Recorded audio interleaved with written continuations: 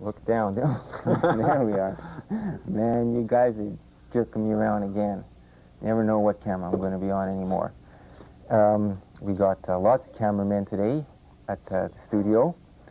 We have JD and Curtis behind the big lenses. And do I have to keep staring down low like this? I wonder what this looks like on the monitor. If I look up to see the monitor, no, to just see look what at the other camera. Oh yeah, the producer will switch. yeah, he's going to switch me if I turn there. These are weird angles you guys are giving me. Okay. This is now back to the show. Welcome to Math with Marty. Last week I didn't leave you with exactly a math problem, but there was kind of a problem on the board. And I don't know if I managed to shout out the solution during the final credits of the show while we were leaving, whether the people heard it, but I'll show you the problem on the board. We were doing a topic on linguistics, or phonetics, and it got me onto the subject of the German language, which we can find highlighted in many fine publications such as the Canada Courier, which is the ethnic German paper. I had it here last week, and I copied out this kind of cute headline out of the Courier. And I was wondering if people would look at that and be able to figure out what the story concerned. And if you notice the headline, the first word was W-U-R-S-T, which is Wurst, because the W is a V. It's like liverwurst or bratwurst or anything, but they call it Wurst, and it means sausage. Now, mit means with, and now we're sort of solving the problem for the people that didn't manage to get the solution last week. Now then there's one of those long words, and I was asking people last week if they could figure out what that long word meant. And just to help them, I put that pink line in between the E and the A to show that it's one of those composite kind of words, because you sort of blank out when you see these big long words. And the Augen means eyes, and that leaves one little word, which is, does anyone guess what the word is? And it's, well, if you change the A to an O, it would be just like in English, it would be mouses. Sausage with mouse's eyes. Of course, it makes sense now, doesn't it?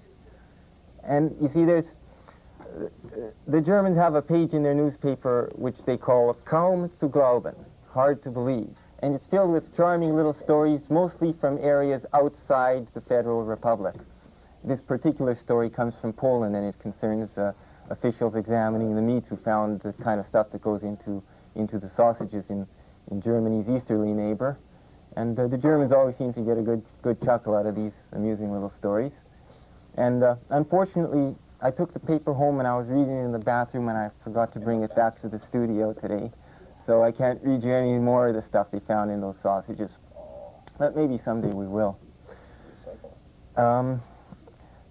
Now, as far as the subject of mouses, like there's cameramen are like little mouses scurrying around. It's not like we've ever had it here in the studio before. The big cameras on wheels are gone, and they got a couple of guys here with the mobile cameras, and they're 2 feet away from you. scurrying around getting all these creative shots. I feel like a cornered rat now. Could you stand back and zoom and have the same effect? Not really. Oh, okay. It's like, when was the last time you guys showered, for God's sake? No, I'm just kidding. They'll get you for that. These guys are obviously in charge of things here. I'm just going to back up a little. But I was really going to do math today. I was really going to do a math topic, and I'll try to tell you the topic I was thinking of.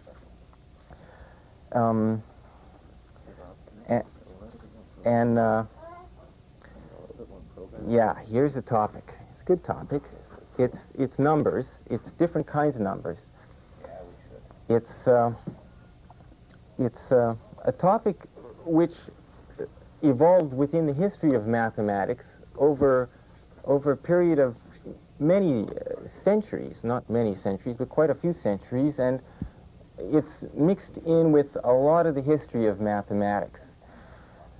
The most surprising culmination of the study of kinds of numbers was the theorem just before the end of the 1800s, which was demonstrated by the mathematician George Cantor,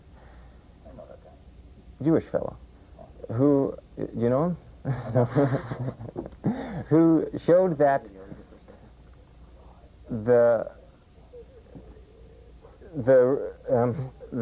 real numbers are divided into irrational numbers and transcendental numbers, what we call, I should say, algebraic numbers and transcendental numbers, and that the transcendental numbers are far more numerous than the algebraic numbers. And what the heck do we mean by this? This is an incredible proposition, and maybe we're going to go to the board, and if I'm very lucky, the cameraman will stand a little bit farther back so I can collect my thoughts while I'm talking, because I do find it quite disoriented to be talking this close. Maybe before I get on to the math topic, thank you. Maybe before I get on to the math topic, I will, you can come back close when we're doing the song, because when we're doing the song, I don't have to think. But when we're doing the math, I have to think while I'm talking.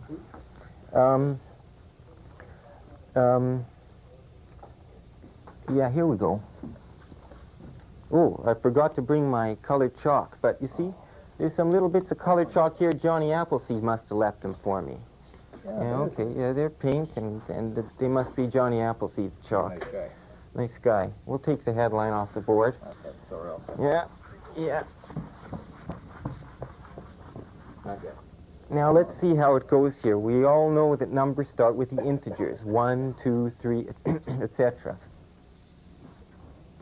0, 1, 2, 3, okay. And we like to put them on a line like this. And we say, how many integers are there? And of course there's infinitely many integers. And the first surprising thing about the infinite sets of this kind is that an infinite set can be equal to a subset of itself in quantity. And the example which we like to show of this is the even numbers, 2, 4, 6, 8, etc. How many even numbers are there? Well, you want to say there's half as many as there are numbers of all kinds, but the problem with that is you can write them below each other, 1, 2, 3, 4, etc., etc. And you can put them in this kind of correspondence where each even number has its corresponding whole integer. So, in a sense, what we're seeing is you can count the even numbers. And what we recognize now is that sets which can be counted are all equal to each other.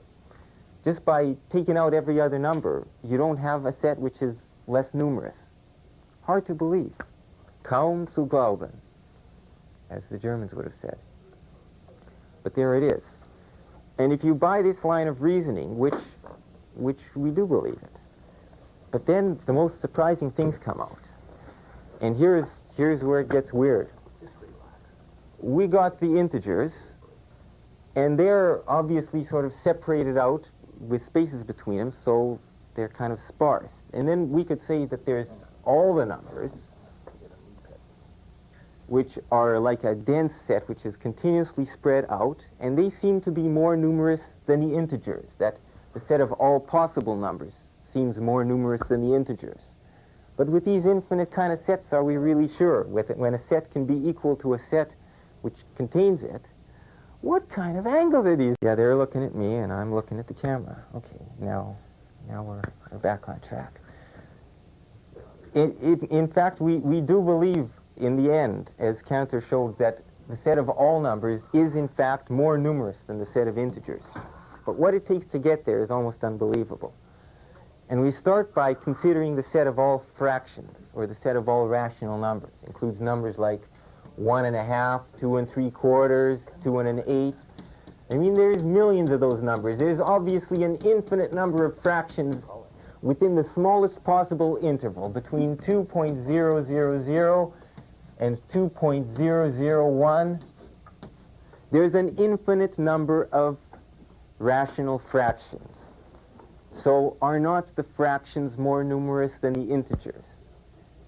And by an argument similar to this kind of counting argument, it's possible to show that the rational numbers, which are so dense and packed together, are no more numerous than the integers.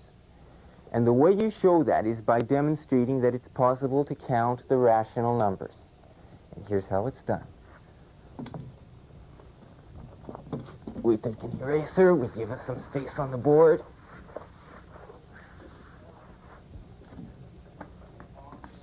And we observe that if we draw a grid like so, and number the grid 0, 1, 2, 3, 4, etc. on this axis, and on this axis 0, 1, 2, 3, 4, then every point which is an intersection of two grid points, which we call the lattice points, and I'm going to, whoops, we'll just mark little X's at all these lattice points. All these points correspond to pairs of numbers. Here's the intersection of 1 and 2. Here's the intersection of 2 and 1. Here's the intersection of 2 and 2. Here's the intersection of 3 and 2, etc. We can associate each of those intersection points with a real fraction. For example, we call this point 3 and 2. We associate that with the fraction 3 over 2, 1.5. This one over here, the intersection of 2 and 3, we associate with the fraction 2/3.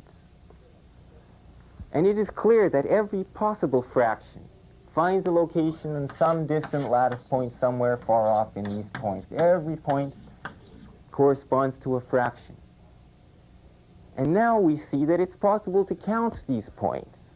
By we starting here, we go 1, 2, 3, 4, 5, 6, 7, 8, 9, 10, 11, 12, 13, 14, 15, 16, 17, 18, 19, 20, 21. In a systematic way, it's possible to list them one after another, so that each one fits in a systematic order. And by this kind of argument, where we put the set of all fractions in what you call a one-to-one correspondence with the set of all integers, we show that the fractions, dense as they are and numerous as they are no more numerous than the integers. And yet in the end, we will show that the set of all numbers is much more numerous than the integers, and this is almost incredible.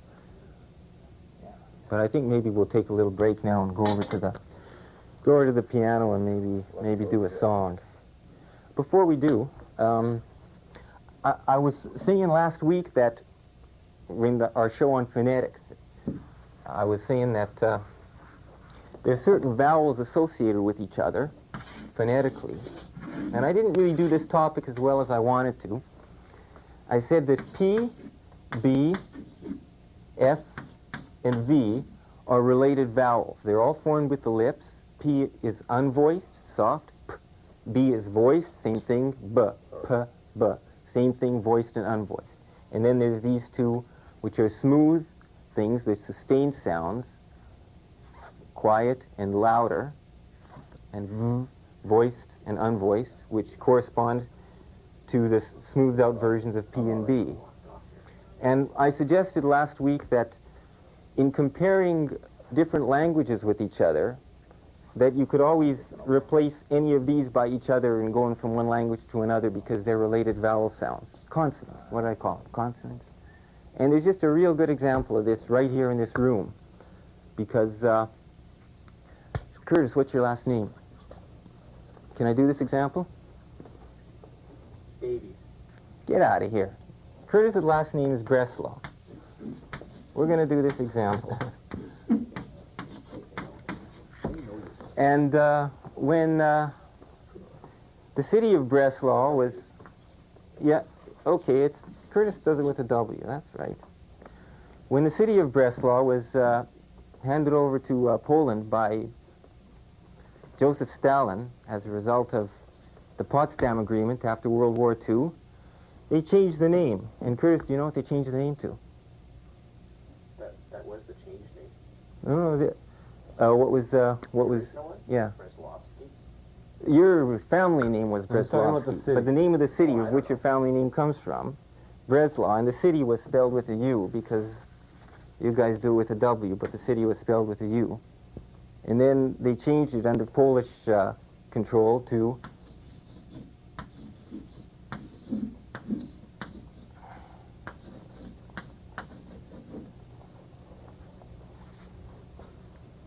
this name, which looks like a completely different name, right? Looks completely different. But if you go back to our little block of related consonants and recall that in the Eastern European languages the letter W is interchangeable with a V. It's pronounced as a V, in fact. So we'll write it as a V for the benefit of English speaking. That B and V are related consonants according to the scheme which I presented last week, and therefore now you start to see correspondences that the name actually is the same name. S changes to C. Now here we see claw when we spell it in English, and we see slaw in the original German, but the C in Polish is always pronounced as TS. So now with the S there, it looks a lot more similar to what it used to look like. So what I'm saying here is, if you know how to look for these correspondences, you can find them. Anyhow. Just looking at that on the board, it made me think of a more simple example. The P and the F made me think of English and Spanish versions of father, padre. That's right. Same thing. P changes to F. It's a completely, and the D changes to TH. That's another correspondence. That goes in any language because they're related consonants. Anyhow, that's enough of that. You get that in. You didn't mind making an example out of you, Curtis, did you? Curtis ain't talking to me anymore. And to keep with our theme of linguistics today, we're going to do a song called Fraulein, which is a big hit in 1962 for a country boy named Bobby Helms. And I took the liberty of adding an extra verse to the song in German. And let's do it.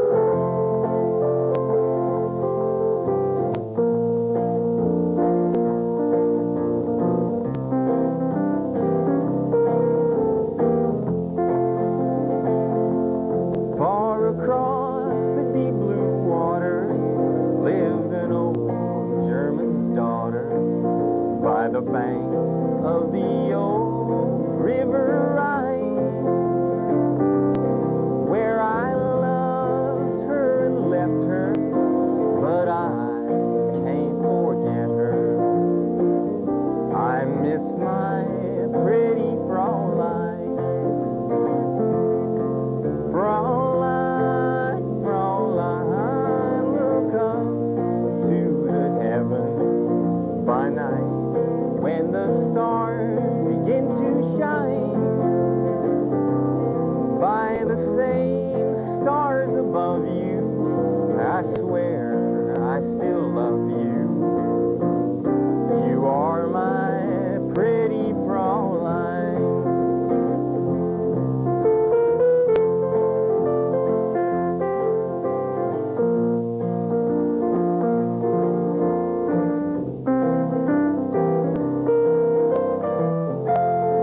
Take her name.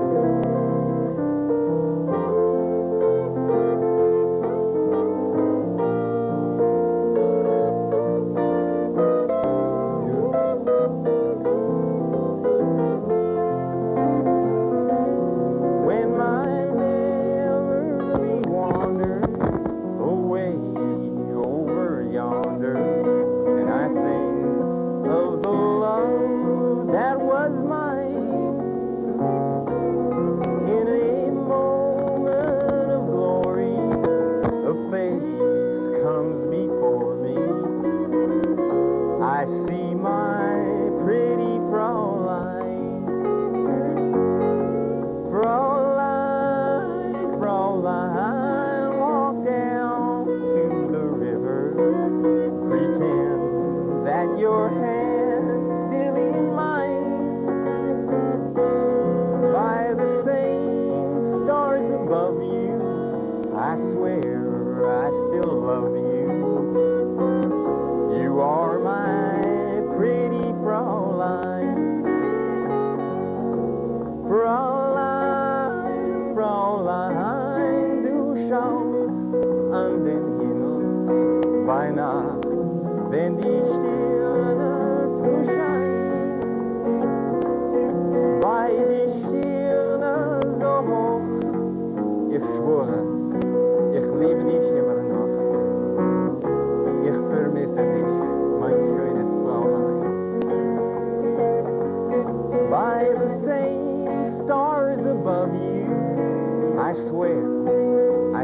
love you.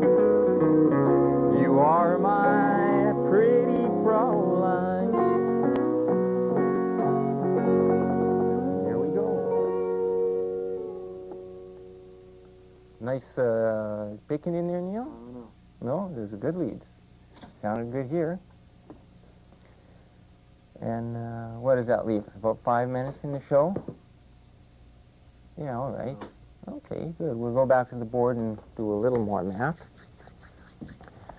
We'll go back to the board for a little more math.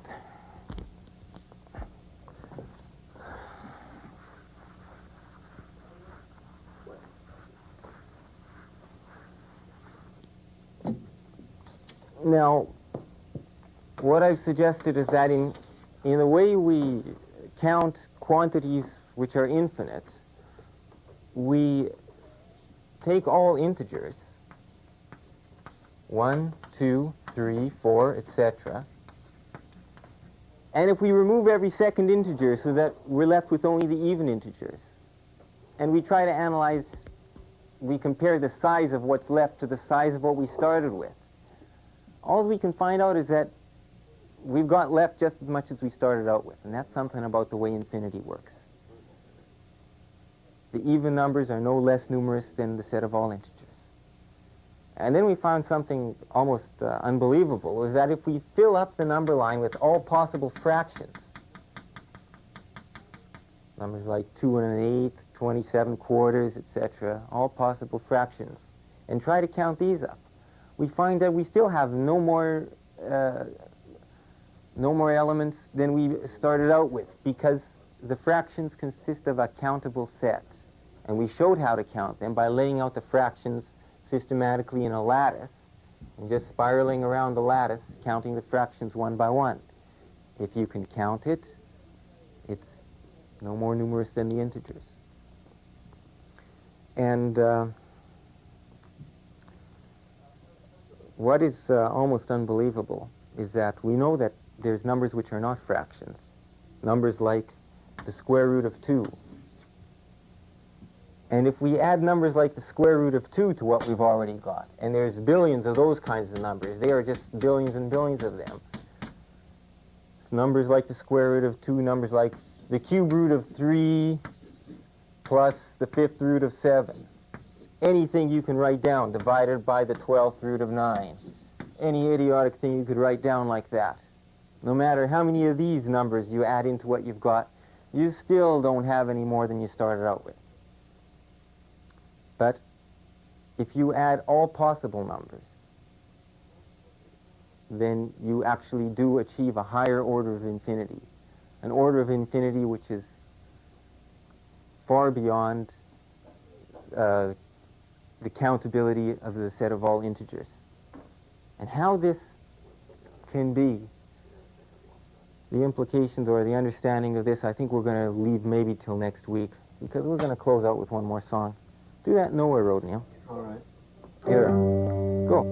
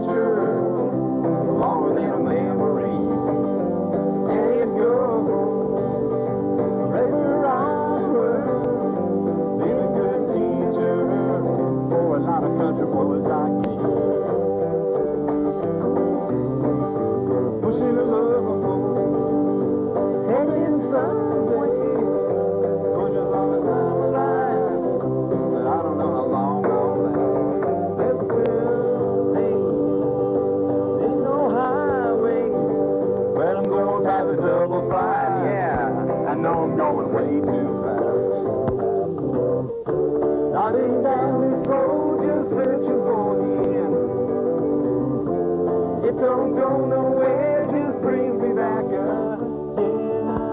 Till lonely ghost standing on the shoulder, but you couldn't afford to go back home, so you're walking on a nowhere road. Go ahead, Marty. Some folks say just keep rolling if you keep it on the yellow line. It'll take you to the big highway. There's a toll to pay. If you're going, 'cause the keeper at the gate is blind, so you better be prepared to pay. I've been down this road just searching for the end. It don't go nowhere, just brings me back again. Till you're lonely and cold, standing on the shoulder, but you couldn't afford to go back home, so you're walking on the nowhere road. Some folks say you keep rolling and you keep it on the yellow line. It'll take you to the big highway. There's a toll to pay if you're going, but the keeper at the gate is blind, so you better be prepared to pay.